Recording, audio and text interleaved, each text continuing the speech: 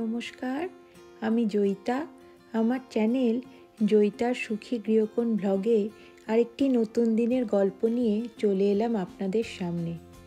আশা করি সকলে ভালো আছেন। আজ একেই মনটা ভালো নেই, তার উপরে ঘটল এক অঘটন।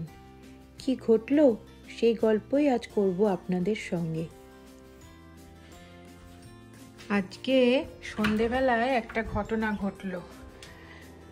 আমাদের বেসমেন্টে একটা জিম আছে, তা ওখানে নিরুপম সন্ধেবেলা গেছিলো একটু ফ্রি হ্যান্ড এক্সারসাইজ করতে। গিয়ে ও দেখে যে বেসমেন্টের এই জায়গাটা আমাদের পুরো কার্পেট পাতা আছে বেসমেন্টে। এসে দেখছে, আপনারাও দেখুন, দেখতে পাবেন এই জায়গাটা পুরো ভিজে সব করছে, আর আশেপাশের জায়গাগুলো যার জন্য ভিজে গেছে। আর আমি আরেকটু দেখাই আপনাদের।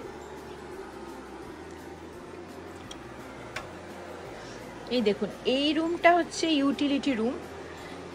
এই রুমটায় কোনো কার্পেট পাতা নেই, কিন্তু এই রুমটারও আপনি দেখতে পাচ্ছেন আপনারা যে মেঝেটা কীরকম ভিজে আছে। আর এই যে আমি পা দিচ্ছি এই জায়গাগুলোতে, এই জায়গাগুলোও অল্প অল্প ভিজে আছে। তবে মেন যে জায়গাটা ভিজে আছে সেইটা হচ্ছে এই জায়গাটা। এখন এটার কি সোর্স সেটা আমরা কিছুতেই বুঝতে পারছি না, কারণ এই আমেরিকাতে এই বেসমেন্টে এই ফ্লাডিং ব্যাপারটা খুবই কমন, কিন্তু সেটা সাধারণত এই জায়গাটায় হয়। এইখানে দেখুন, এই রুমটায় একটা লাইটটা জ্বালি দাঁড়ান। এইখানে একটা এই সাম পাম্প রাখা আছে, লাগানো আছে আর কি। সেইটা হচ্ছে এই বেসমেন্টের নিচে থেকে জল একটা পাইপ দিয়ে টেনে এখানে নিয়ে আসে, আবার আর একটা পাইপ দিয়ে সেই জলটাকে বাইরে বার করে দেয়। কিন্তু সেইটা আমাদের প্রপার কাজ করছে, সেইটা নিয়ে কোনো অসুবিধে নেই, এবং সেইটার আশেপাশের জায়গাও কোথাও কিছু ভেজেনি। মানে এই সাম পাম্প, এই যে রুমটা আছে এইটার আশেপাশেও কোনো জায়গা কিন্তু ভেজা নেই, মানে এখান দিয়ে কোনো জল লিক করছে না। কিন্তু ভিজে আছে হচ্ছে এই দিকের জায়গাটা। এখানে তো সমস্ত আমরা জিনিসপত্র, আমাদের একটা ডিভান মতো পাতা ছিল, একটা সেন্টার টেবিল ছিল, সব আমরা সরিয়ে দিয়েছি। আর এখানে একটা ছোট্ট জিম মতো ছিল, সে সমস্ত জিনিস আমরা সরিয়ে দিয়েছি, কিন্তু ভিজে আছে হচ্ছে এই জায়গাটা। এবার এটার কি সোর্স বুঝতেই পারছি না। আর এখন মানে অলমোস্ট 8:30 বাজে, তো এখন তো কোনো কন্ট্রাক্টর বা কোনো কাউকে কিছু পাওয়া যাবে না। আর সবচেয়ে বড় কথা হচ্ছে যে আগে আমাদের সবচেয়ে আগে ইন্স্যুরেন্সকে ফোন করতে হলো, কারণ এই সবগুলো যদি সব কিছু চেঞ্জ করতে হয় তাহলে ইন্স্যুরেন্স সেটা কভার করবে কি না। তা ইন্স্যুরেন্সে ফোন করে কথা হয়েছে, তা ওরা পরে একজনকে পাঠাবে, সে এসে দেখবে যে এইটা আদৌ মানে ওরা আমাদেরকে পে করবে কি না। তা তার আগে কালকে দুজন কন্ট্রাক্টরের সাথে কথা হয়েছে, তা তারা বলেছে আসবে। তা তারা এসে কি বলে, কি কারণ, তারপরে সেটা আমরা বুঝতে পারবো মোটামুটি। কিন্তু এখানে আমরা একটা ফ্যান চালিয়ে রেখেছি আপাতত, যাতে অন্তত আর বেশি জায়গা না ভেজে অন্তত কিছুটা শুকোয়, এই জন্য এই ব্যবস্থা করা আছে। আজ রাতের মতো এইভাবেই রেখে দিতে হবে।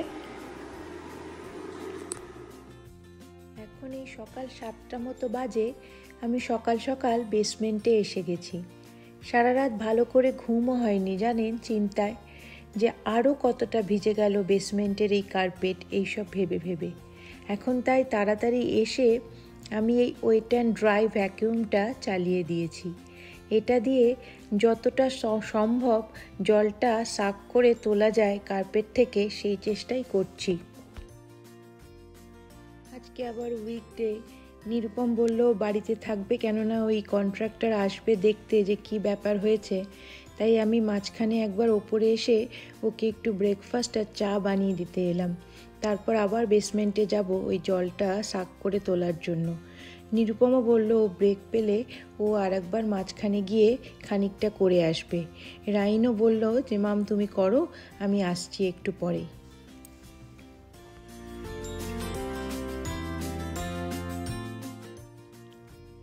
এই দেখুন, এবার আমি নিচে এসে সোর্সটা খুঁজে পেয়েছি যে জলটা কোথা থেকে লিক হচ্ছে। আমাদের এটা যে ইকুইপমেন্ট রুম, এখানে HVAC সিস্টেম থেকেই জলটা লিক হচ্ছে। এই দেখুন এখানে দেখা যাচ্ছে, মানে বাড়িটা ঠান্ডা আর গরম রাখার জন্য যে এসি আর হিটারের যে ইউনিটটা আছে সেটা থেকেই জলটা লিক করছে।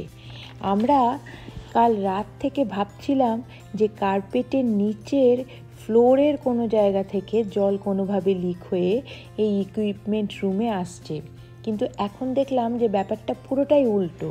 এই ইকুইপমেন্ট রুম থেকেই জলটা গিয়ে কার্পেট পুরো ভিজিয়ে দিচ্ছে। তাও ভালো যে এই সোর্সটা আমরা জানতে পেরে এখন একটু অনেকটা শান্তি লাগছে। এতক্ষণ ভাবছিলাম যে এই কার্পেট বোধহয় এখানটা কেটে আমাদের নিচটা দেখতে হবে যে ফ্লোরের কোথাও কোনো ফাটল হয়েছে কিনা, জল ওখান থেকে লিক করছে কিনা।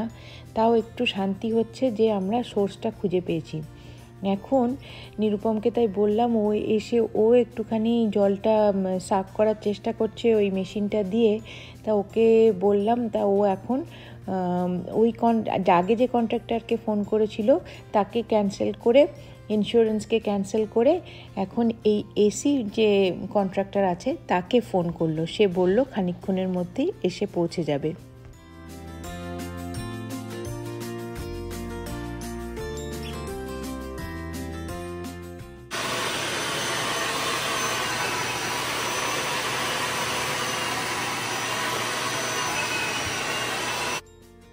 এখন এই রাইনও এসে হাত লাগিয়েছে, ও খানিকটা জলটা তোলার চেষ্টা করছে।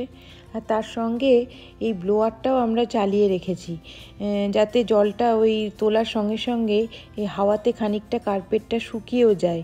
দুটো ব্লোয়ার লাগানো হয়েছে অ্যাকচুয়ালি, এদিকে একটা আর এই দেখুন এইখানে আর একটা। আওয়াজে যেন পুরো কান ঝালাপালা হয়ে যাচ্ছে, মাথা খারাপ হয়ে যাচ্ছে একদম। আর এদিকে আর একটা ফ্যানও লাগিয়েছি। ওই ভদ্রলোক এসে গেছেন ইউনিটটা রিপেয়ার করার জন্য। আর এই যে দেখুন এই নীল রঙের এই ভ্যাকিউমটা, এটা নিরুপম এক্ষুনি কিনে নিয়ে এলো। এটা আরেকটু বেশি পাওয়ারফুল, এটা দিয়ে আরেকটু তাড়াতাড়ি জলটা আর কি কার্পেট থেকে তোলা যাবে, সেজন্যই ও এটা কিনে নিয়ে এলো।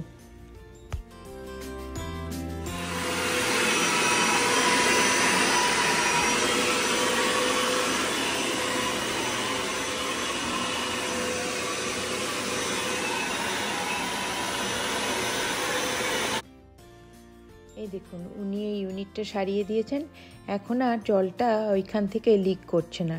এখন আমাদের মেন কাজ হলো এই কার্পেটটাকে শুকোনো।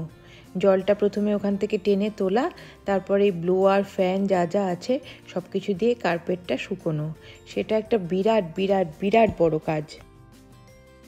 শুধু তো ওই বেসমেন্টে ওই শুকোনোর কাজ করলেই চলবে না বলুন, সংসারে তো অন্য কাজও আছে। তাই চট করে একবার ওপরে এসে একটু এই চিকেন কারি আর একটু ভাত করে নিলাম। তারপর একটু সবাই খেয়ে দে আবার যে যখন পারবো মাঝে মাঝে গিয়ে গিয়ে একটুখানি ওই কার্পেট থেকে জলটা টেনে তোলার চেষ্টা করব। আর ব্লোয়ার আর ফ্যানগুলো তো চলেই যাচ্ছে সমানে। এখন লাঞ্চ করে একটু রেস্ট করে আবার বেসমেন্টে চলে এসেছি। এখন এই ব্লোয়ারগুলোকে বিভিন্ন জায়গায় সরিয়ে সরিয়ে কার্পেটটাকে শুকোনোর চেষ্টা চালাচ্ছি। আর এই যে কালো রঙের ছোট জিনিসটা দেখছেন, এটা একটা ছোট হিটার, এইটাকেও চালিয়ে দিয়েছি যে এটা থেকে একটুখানি গরম হাওয়া বেরিয়ে যদি আর একটু ভালো করে শুকোয়। মানে বাড়িতে যা যা ছিল, যতগুলো ফ্যান ছিল, যতগুলো ছোট হিটার ছিল, ব্লোয়ার ছিল, ইভেন নিরুপম আর একটা ব্লোয়ারও কিনে আনলো, মানে সবগুলো একসঙ্গে চালিয়ে দিয়েছি যাতে কার্পেটটা যতটা সম্ভব তাড়াতাড়ি শুকোয়। আর ওই দেখুন ও ওই একটা মেশিন নিয়ে এসছে যেটা দিয়ে ও দেখছে যে কোন কোন জায়গাটা বেশি ভিজে আছে।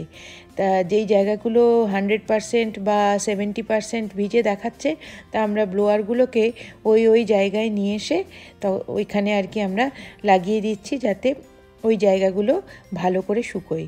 কিছু কিছু জায়গা আবার দেখাচ্ছে 20% বা 30%। দেখুন এই জায়গাটা যেমন 100% ভিজে আছে।